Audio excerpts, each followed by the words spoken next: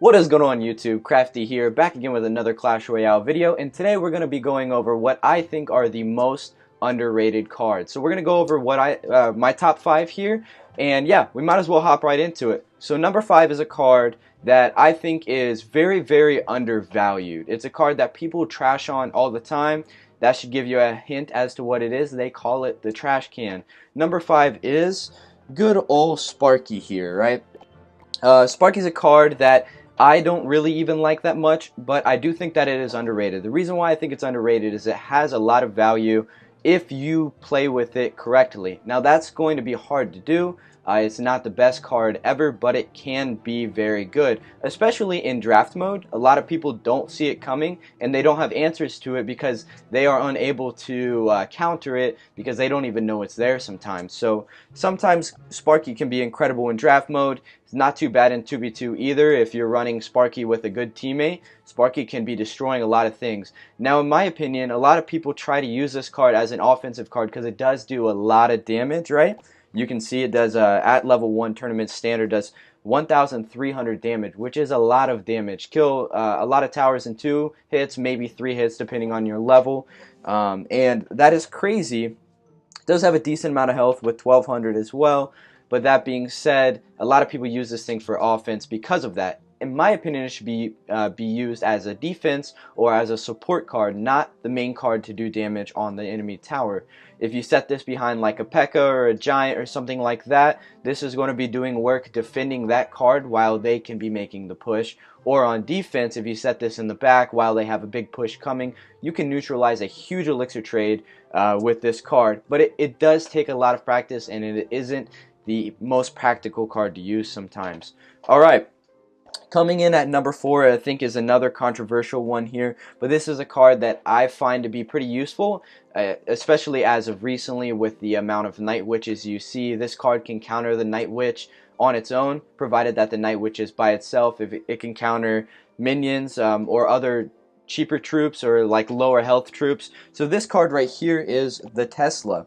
Tesla does a pretty good amount of damage, 135 at tournament standard. Now I don't have it tournament standard yet. It's kind of hard for me to spend 4,000 gold on that while I'm also trying to build up a good deck here. But I do think the Tesla is undervalued. Like I said, it can counter Night Witch, which is a card that a ton of people are using. You see it in probably every other game, and at a higher rank you probably see it almost every game. It's a very good card. I would even argue that the Night Witch is probably the best solo card, the most well-rounded card in the game right now.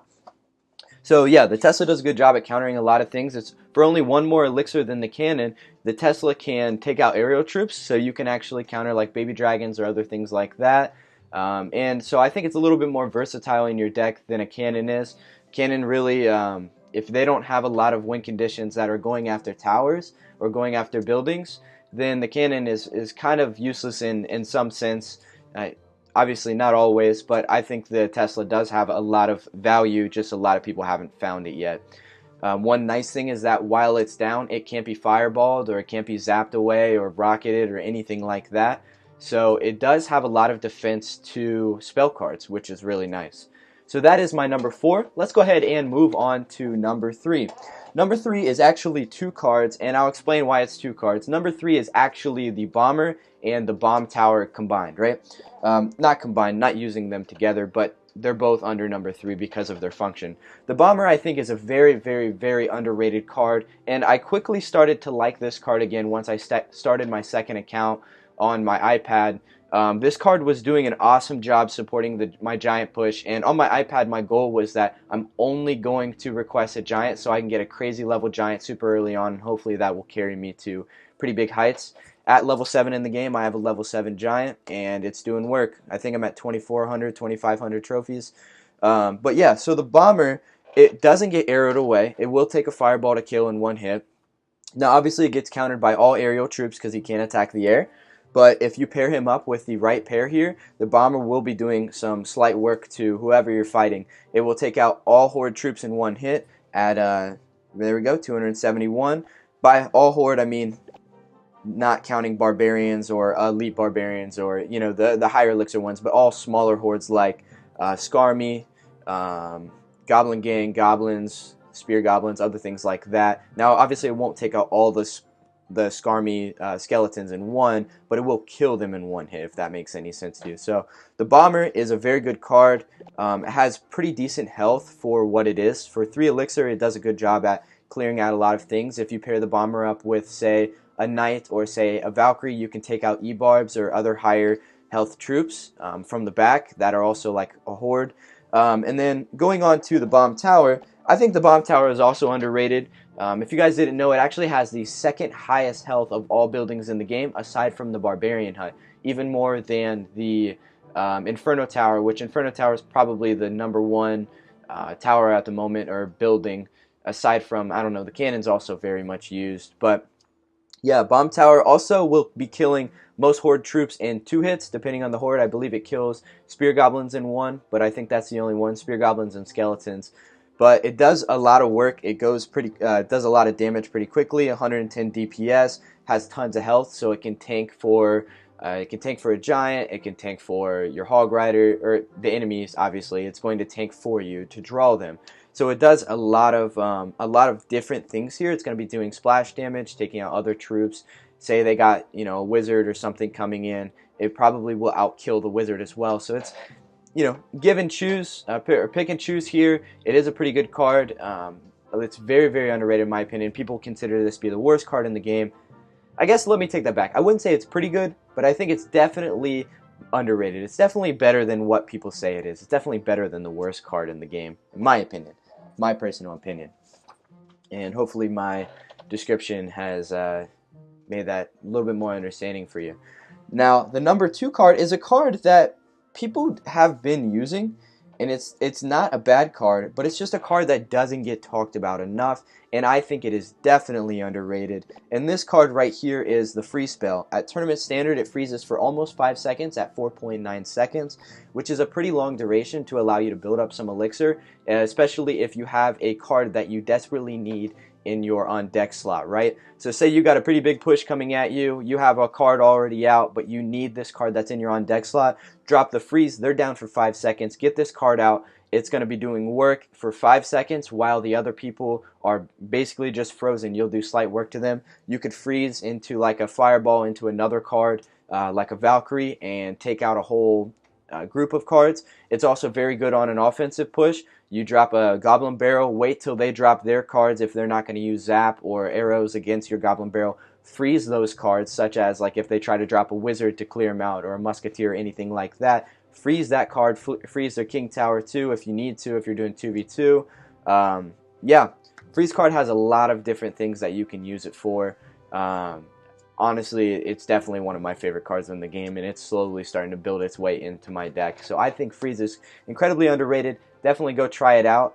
It was very prominent at one point. Hog Rider Freeze was such an annoying deck. Same with Balloon as well. That was another one. But yeah, Freeze is very good in a lot of different ways. Try it out. It'll definitely, you'll find that it's a pretty good card there. Now, the last card is a card that I almost have never used, but it is a card that gets a lot of praise in the Draft Challenge. A lot of people love this card to get in Draft Challenge because it does a lot of work. And since the decline of log is happening, this card is starting to build some prominence. And at #1 here, we have good old Dark Goblin. Let's give it up for the Dark Goblin real quick. This card right here is just a weird card here. It's got 93 damage, 143 damage per second, so obviously it does a pretty good amount of damage. People were basically saying that it has the health of a princess, the range of a royal giant, and then I think they said the DPS equivalent to a Valkyrie is what it was. So what is that, 143? Let's go look at what Valkyrie's at. Yeah, 140. So about the DPS equivalent of a Valkyrie. So it's got a lot of versatility here. The only downside is it does have not very much health, so it can be logged away. But since log is going down, this card is climbing up in ladder. People are starting to use it again.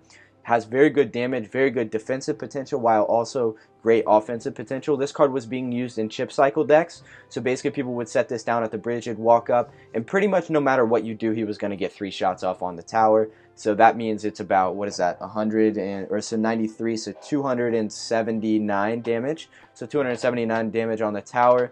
So if you keep cycling him, he's going to chip down a tower pretty well. I saw people were using him along with a rocket, and they were doing slight work to towers. But this was a meta a while back. Obviously, we can't be spending 6 elixir on rockets anymore. On defense, however, he can be placed in the middle and just machine gun away everything. He will take out skeletons, he'll take out other things like that. As long as you support him in the middle and he's not getting logged away, fireballed away, or anything like that, he's going to be doing some crazy work at machine gunning down the enemy team. So that is my top 5 list. I'm going to go through a couple honorable mentions here. These cards, I think they're definitely underrated, but I do think that there is a lot of people that do value them. And at a higher level of play, these cards are seen a little bit more, at least to what I've experienced. So here, at the first honorable mention, we have Ice Wizard. So Ice Wizard is a weird card. I think a lot of people undervalue him because of his lack of damage. He can't kill skeletons in one hit, which is pretty bad. Everything else in the game kills skeletons in one hit, unless you have under levels, obviously. So that's kind of a bad feeling, like a legendary card that's not even able to kill skeletons. But his damage is not where he shines. What actually makes him so good is his ability to slow. He has incredible defensive ability here because you can slow down enemy pushes, get them to pile up on top of one another, and then take them out pretty easily. You could also use him offensively as well. If he makes it over to the opponent's side, whatever he's attacking is going to be attacking your cards slower, meaning your cards will have a little bit more impact. If he's attacking the tower is going to attack slower, allowing the other cards you have supporting him to do a little bit more damage as well. Now, he's not a very good card on its own. He needs to have support with him. He's going to die in pretty much anything he does. If you try to use him to counter a big push, he's going to die unless you have something else doing DPS, because like I said, 63 damage, 42 damage per second is not very good. That is pretty bad, but he is a very good card here. And the last most underrated card I have here is the Lumberjack. Good old L-Jack here. This is a card that I've been like really wanting. He's one of the few legendaries here I don't have. And I think that he has incredible potential, but people don't know how to use this card correctly. So a lot of people will drop this guy down at the bridge. He'll go start running and then chopping away whatever he has. But a lot of the times he's not going to make it to the tower because he's kind of not the hardest card to counter at 990 health. I think that's like right around the exact same as the Bandit. Oh, never mind. It's a little bit more than the Bandit. 990. But he's a really fast card, does tons of damage, 200 damage per hit, 285 damage per second because he attacks at 0.7 seconds per, or 7 hits per, whatever, 0.7, yeah, seconds, whatever, per hit. There we go. That's it, 0.7 seconds per hit. Okay, let's move on from that. He does tons of damage very fast. Now, I think where he needs to be used better is people need to start utilizing his rage spell. Sitting this guy at the front is not a great idea. Sitting this guy being supported or supporting other cards such as a golem or other things like that is where he's going to shine, because once he dies, he's going to be dropping a rage spell, and all of the other cards that you have out are going to be doing a lot more damage to your opponents, and it will be awesome. But a lot of people just try to use this guy on his own or try to pair him up with another card that's also very easy to take out. I think he needs to be used in bigger pushes. Obviously, he is also a very good defensive card, can counter a lot of things, can almost counter E-Barbs on his own. Bigger swarms, however, he has a little bit of trouble with. But yeah, for 4 elixir, awesome utility if you use him correctly.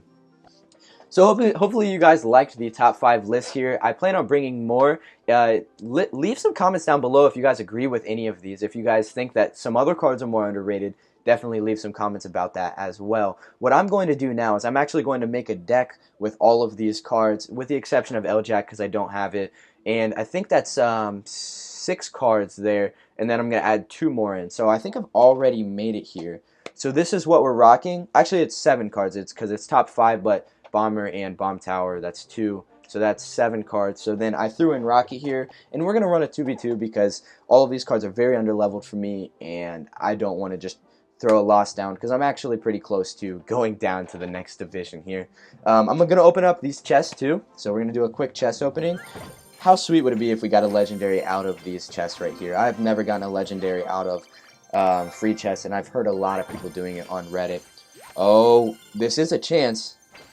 Okay, we got gems, so I don't think it's going to happen. We got a Dark Goblin, good old trusty Dark Goblin, and bats.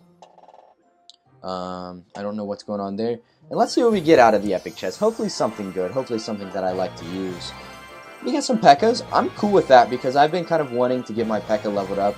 And Not the Expo. Come on. Ah, the dang Expo. You guys have seen my... Like, I just hate the Expo. I hate playing against it. And it really bothers me.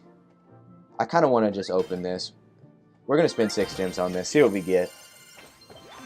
We got a rocket and arrows. So nothing big out of that. And let's go ahead and start up this chest here. We have our deck ready. And let's go ahead and get into a 2v2 here. We're going to play a quick match. I'm going to pick up the phone. Alright, Barbarian Bull. Alright, so we got Harry on our team. He's got lightning bolts against, or above all of his letters here. This guy's a Harry Potter fan, clearly. We're going to wait a second. We're going to go bomb tower in the middle. And I'm going to drop Sparky as a defensive card here. Oh, how do we answer this RG here? Ice Whiz. Now, Bomb Tower actually did some good work there. Golem's dead already. But I don't know if the P.E.K.K.A. was a great idea on the other side. We're going to drop the Dark Goblin in the back here. Have him machine gun some stuff away. And looks like we have a good push going on over here. I'm going to save up for freeze. And I'm going to... Oh, I missed. Come on, Spark. Oh, wait, never mind. It's getting hit up. Never mind. We got the tower, though. Freeze did some work. That was actually a good play. Good stuff, Night Witch. Good stuff, Harry, on that Night Witch play there. I am really wanting that card. I really want Night Witch, L-Jack are my 2 cards I really want. Well, I also want Inferno Dragon and Bandit. It's kind of hard to choose what the heck I want anymore. So we're going to go Bomb Tower here. And I'm going to go Bomber off to the back. Bomber was going to do some slight work here. He did some good damage over there. And honestly, the Bomb Tower was doing some crazy work here. We're going to go Ice Wizard. I haven't seen my teammate drop a card in a while, which I don't really know why. Is he playing anymore? I have to drop Tesla as my primary...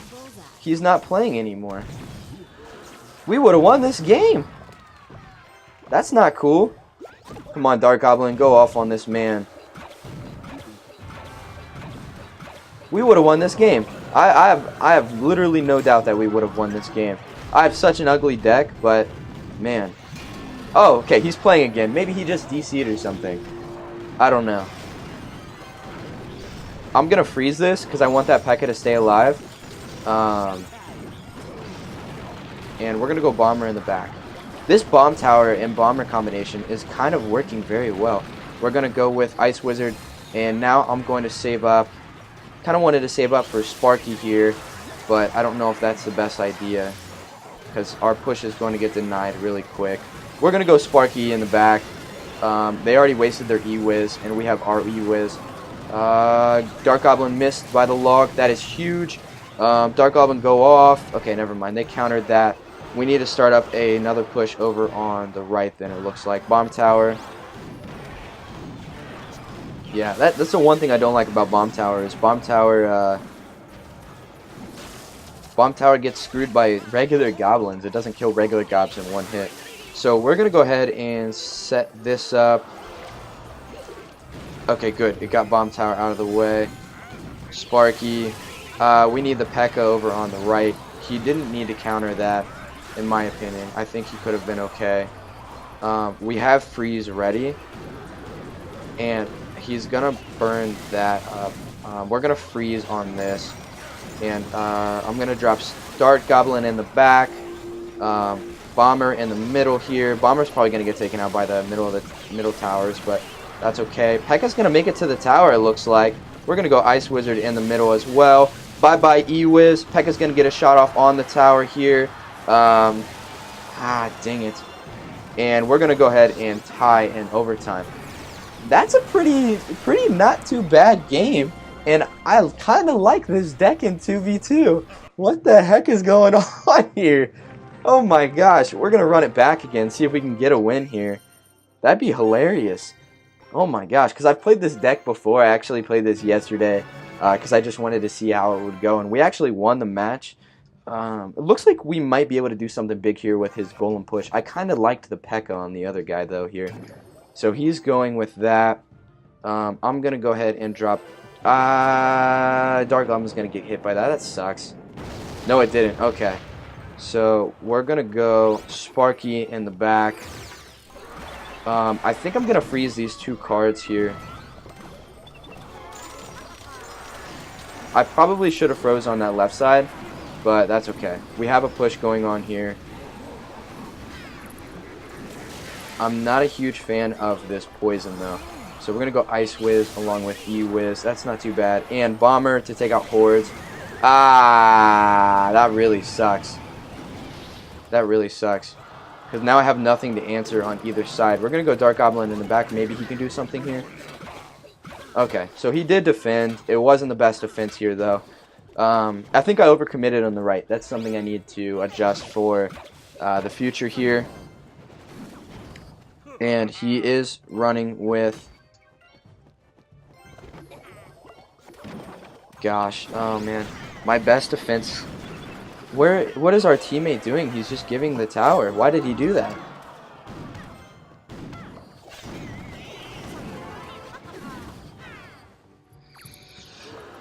We're going to go Tesla. Like I said, Tesla can counter Night Witch. I love it.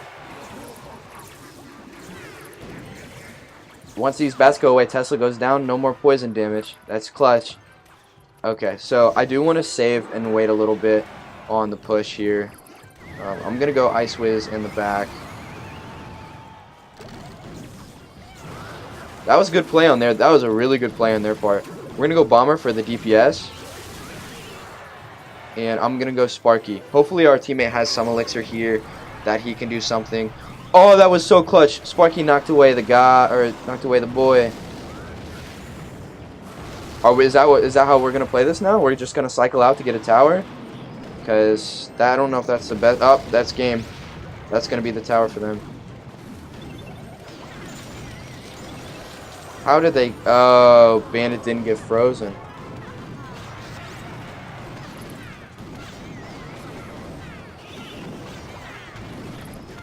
If the bomb tower had like an instant deploy, that would probably not be too bad. We didn't get any crowns out of that. Well, it's not the greatest deck, but it does work a little bit in 2v2 if you have the right teammate, I guess. But I guess that's pretty much how all 2v2 works. I'm honestly not that like big of a hater of the bomb tower. If I had it at a higher level, it probably would have done some work there. With it would have had 1600 health. My bomber could have been upgraded. Sparky could have been upgraded. Dark Goblin's super low as well, but honestly, I don't think this is the worst 2v2 deck here.